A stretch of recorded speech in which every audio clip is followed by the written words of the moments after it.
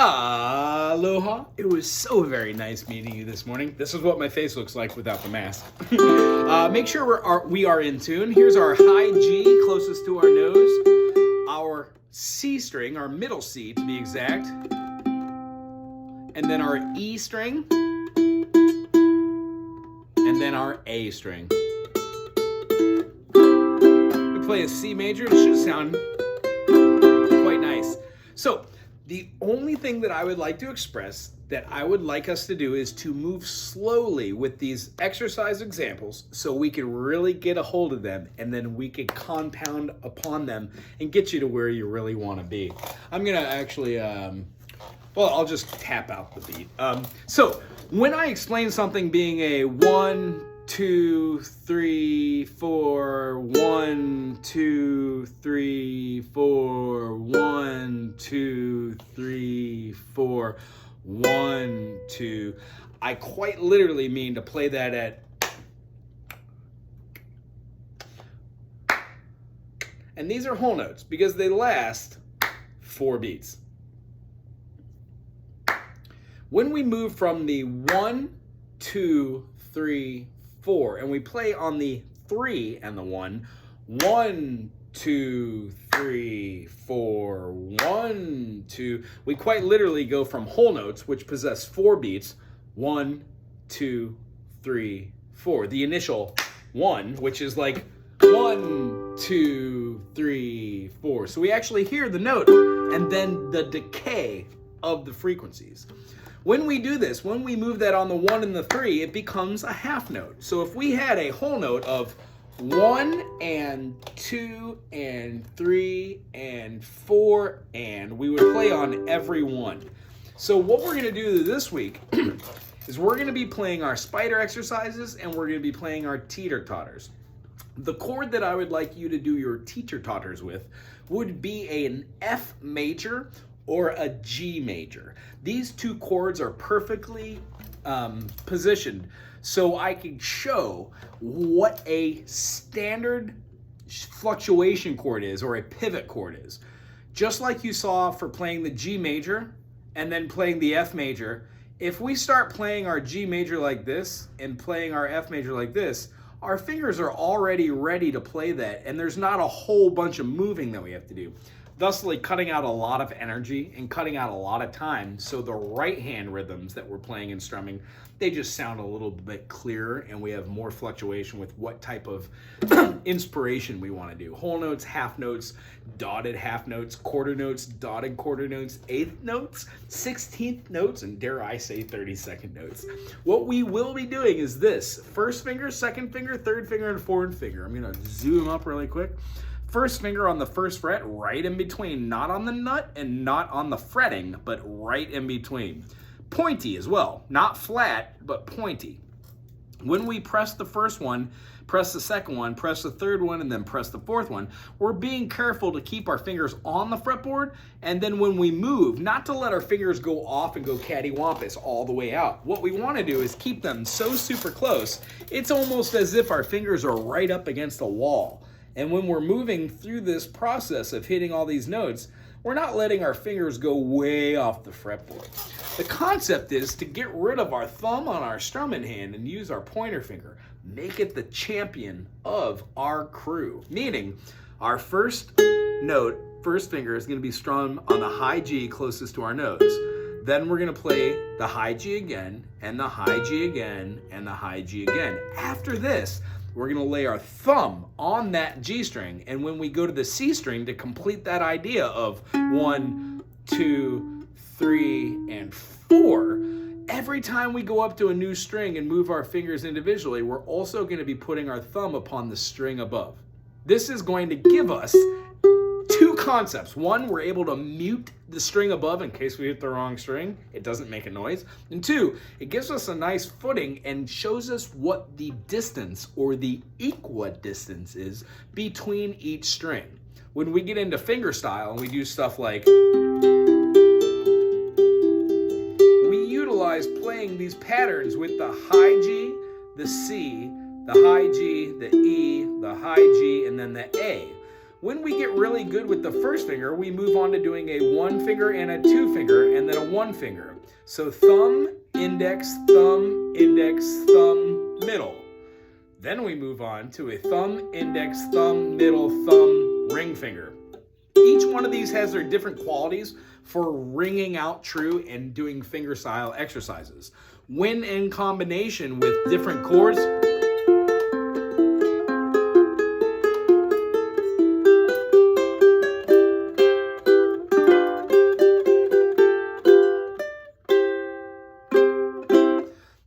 it gives us the ability to use a little bit more expression. But that might be whoop for right now. What we want to do is make sure that our spider exercises are clear, confident, and audible. I'm going to do the first set of this with you. Other than this never stops. You will do these exercises every day for 5 minutes for quite a long time. I would say for 3 or 4 months. I've been doing this for 25 years, and I still warm myself up before every gig and every practice by doing a variation. My variations might be 1, 2, 3, 4, 1, 2, 3, 4, 1, 2, 3, 4, 1, 2, 3, 4, and then coming back when I'm teaching. But when I'm doing a warm-up, I've done these millions of times. So I'll do like a 2, 3, 1, 4, 1, 4, 2, 3, 2, 3, 1, 4, 1, 4, 2, 3, 2, 3, 1, 4. And my brain knows where I'm going. So if I go 1, 2, 4, 3, 1, 2, 4, 3, 4, 3, 1, 2, 4, 3, 1, 2. No matter if I'm going slow, I could also do that really fast because I've memorized where my fingers should be. Not that I would have to go that fast. Our spider exercises get us used to playing 1, 2, 3, 4. Whole note, whole note, whole note, whole note, while keeping our fingers close to the fretboard, whole note. And when we get through this all the way up to the top and get to this top last note, we go all the way back to the beginning.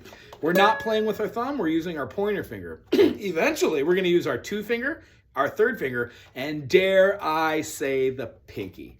You're not gonna play a lot with your pinky doing this, but when you can do this, just a simple tremolo, you'd be surprised what other you could do with your fingers while playing chords and doing different types of styles of rake picking and finger style. Anywho, it was wonderful meeting you. Make sure that you're keeping your 1st finger, 2nd finger, 3rd finger, and 4th finger on the fretboard and not lifting up. Don't play with the thumb, try your 1st finger. And when you're doing this, don't go fast. Go pretty slow. When you get through it with the quarters, try the 1, 2, 3, 4, 1, 2, 3, 4. When you get all the way up to the top, 1, 2, 3, 4, 1, 2, 3, go back down to the bottom. Each one of these, quarter, half note, quarter note, 8th note, 16th notes, these could all be done kind of slow and multiple times. If you have any questions about what the spider exercises are, put it in the comment section below, or give me a text. And I know that you don't do email, so I hope that this video makes it to you and that it was easy enough to access. It's a great way to redo what we've done. None of these come off the internet, so I'll just leave it up for you indefinitely. The other exercise that we'll take care of next week is called a teeter-totter. Today's one, we were talking about the key of F. When you play the F major, take your 1st finger off, put your 2nd finger where your 1st finger was, and then bring your 3rd finger on. You have the F major, traditional, and then you have the F major and a 2nd fingering.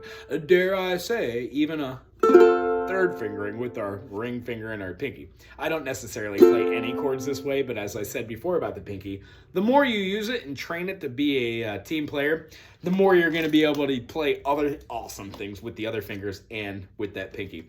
Here's what the teeter-totter will look like, and we'll go over this next week, but your focus are the spider exercises. Till next week.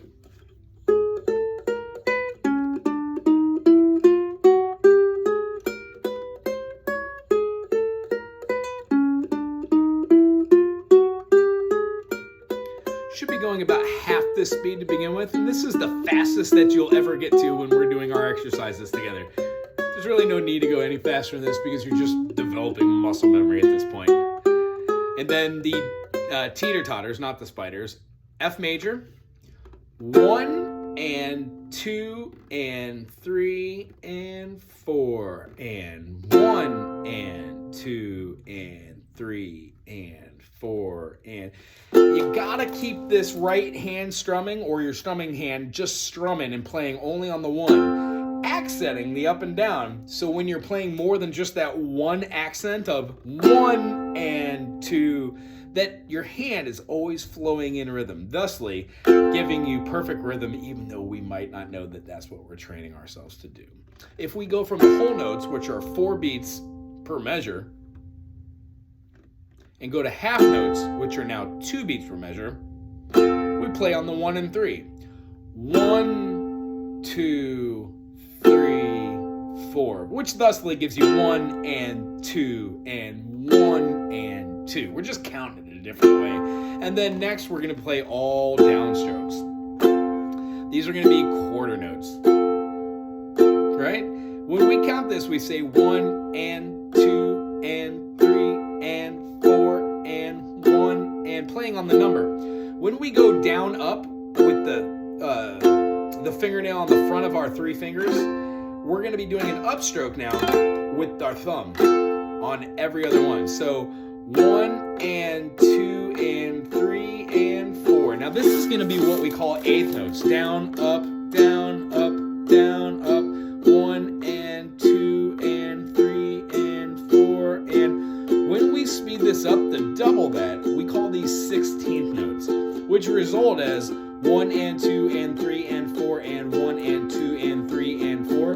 So when we have these going on here, we kind of speed those up again for 1E and a 2E and a 3E and a 4E and a 1E and a 2E and a 3E and a 4E and a... That's how we count our rhythms.